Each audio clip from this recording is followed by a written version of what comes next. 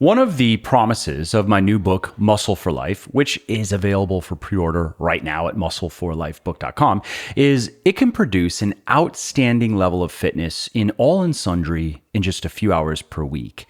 And that's why it has 3 workout routines for both men and women, so that's 6 in total, that readers can choose from. There are beginner routines, intermediate routines, and advanced routines.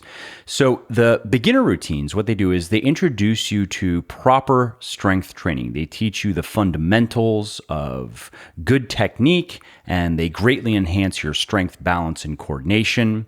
And then on the intermediate routines, they increase the difficulty of your workouts by incorporating more challenging exercises, including more dumbbell exercises, which allow you to more effectively challenge your muscles. And then the advanced routines, they are the most difficult in the Muscle for Life program, and they introduce you to barbell exercises because those offer the biggest bang for your buck in terms of strength and muscle gain. Now, which of these routines would be best for you? Well, if you are new to strength training or if you haven't done it consistently in a while, I would say in at least a year, then the beginner routine or a beginner routine is going to be best for you because that is going to be demanding, but also approachable. Now, if you dabble in strength training and you meet the following strength standards, then an intermediate routine is going to be right for you. So if you're a guy and you can do at least one set of 15 feet elevated push-ups, one set of at least 15 bodyweight rows, and one set of at least 15 bodyweight squats, then intermediate might be the right place to start. You'll have to keep listening for the advanced strength standards. And if you are a woman and you can do at least one set of 10 push-ups, one set of 10 bodyweight rows, and one set of 15 bodyweight squats, then you would qualify for the intermediate routine. Now, if you are an experienced weightlifter and you meet or exceed the following strength standards, then an advanced routine would be the best place to start for you.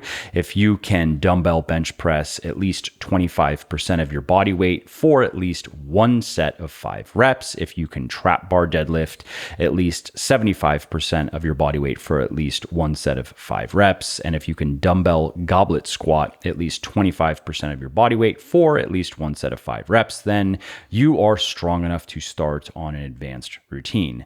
So basically, whether you are a middle-ager or even a golden ager who has never lifted a weight in your life, or maybe you are a dedicated weekend warrior looking to level up in your fitness game, Muscle for Life has something for you. And again, it is available for pre-order right now at muscleforlifebook.com, muscleforlifebook.com. And if you go pre-order a copy now, you will be entered to win over $12,000 of awesome fitness swag that I'm giving away. And you can find all of the details of the giveaway over at muscleforlifebook.com. Hey, and welcome to Muscle for Life. I'm Mike Matthews. Thank you for joining me today. Quickly, if you haven't already, please do subscribe to the show in whatever app you are listening to me in so you don't miss new episodes. And it helps me because it boosts the ranking of the show in the various charts. Now, so much fitness advice is framed like this. Fact check, loser. If you can't wake up at 3 a.m. and deadlift double your body weight for doubles in your driveway in the dead of winter, just unfollow me already because you will always be weak, fat, and pathetic. Let's go, Brandon. Fuck Joe Biden. Let's fucking go. And I've shared plenty of tough love myself. Make excuses or make it go. Secrets never work unless you work for them. Train hard even when the motivation carcass is being picked by the crows. Whatever. Here in this podcast, though, I want to talk to you in gentler tones about fitness. Why? Because fitness requires work, it requires effort. Sometimes it feels like a stormy love affair that you just can't quit. But too much lectern-pounding, bust-your-assery can hold you back and even burn you out. The key is balance in knowing when to steam and when to stroll, when to brace up and bear down, and when to back off and breathe.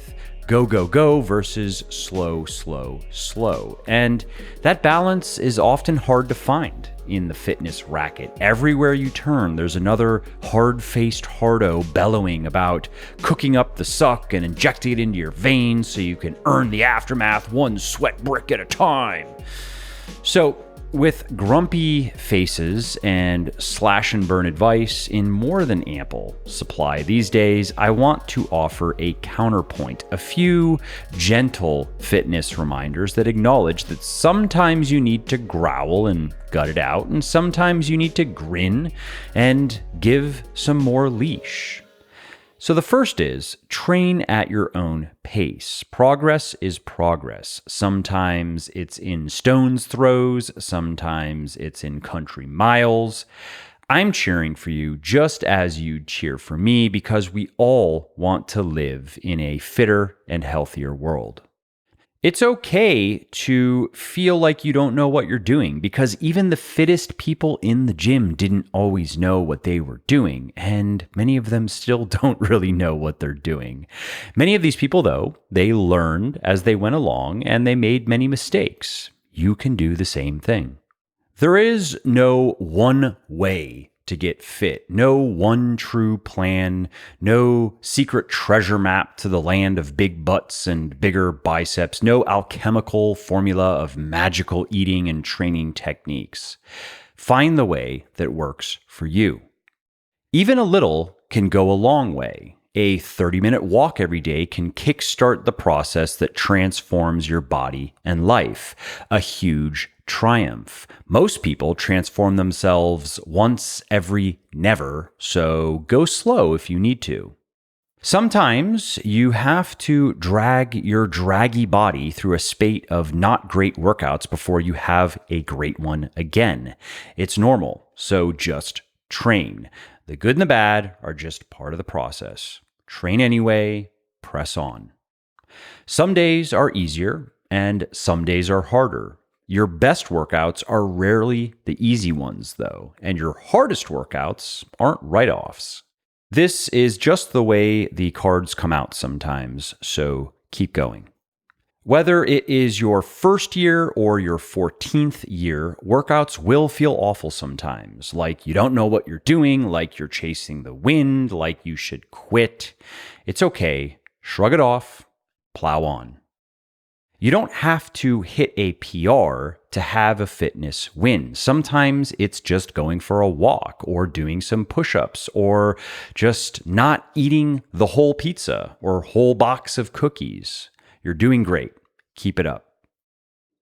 Comparing yourself to other fitness folk is a sure way to feel lousy. There is always someone who looks better, who lifts more weight, who has more of whatever you want. The deck is stacked. You can't win. So turn your gaze inward instead, looking only at who you were, are, and hope to become. Unswerving faith in the process isn't essential to performing the process. So train anyway. Stifle your self-doubt. Stick it in a memory hole and bury it. You can dig it out and you can deal with it later. Sometimes fitness is just getting out of your head and out of your way. Everyone wants to tell you what to eat, what not to eat, what burns fat, what doesn't, what's evidence-based, what isn't, but ultimately, whatever works for you is valid. Your fitness is yours to explore, to evolve, to enjoy. And one more for the road. Your motivation isn't a puddle that fades in a balmy afternoon. It's an ocean. It ebbs, it flows, but it never runs dry. It has murky depths, it has roiling whirlpools, shiny treasures, and sparkling beaches. Sometimes you sink, and sometimes you swim. Well, I hope you liked this episode. I hope you found it helpful. And if you did, subscribe to the show because it makes sure that you don't miss new episodes. And it also helps me because it increases the rankings of the show a little bit, which of course then makes it a little bit more easily found by other people who may like it just as much as you. And if you didn't like something about this episode or about the show in general, or if you have ideas or suggestions or just feedback to share, shoot me me an email, mike@muscleforlife.com, muscleforlife.com, and let me know what I could do better, or just what your thoughts are about maybe what you'd like to see me do in the future. I read everything myself. I'm always looking for new ideas and constructive feedback. So thanks again for listening to this episode, and I hope to hear from you soon.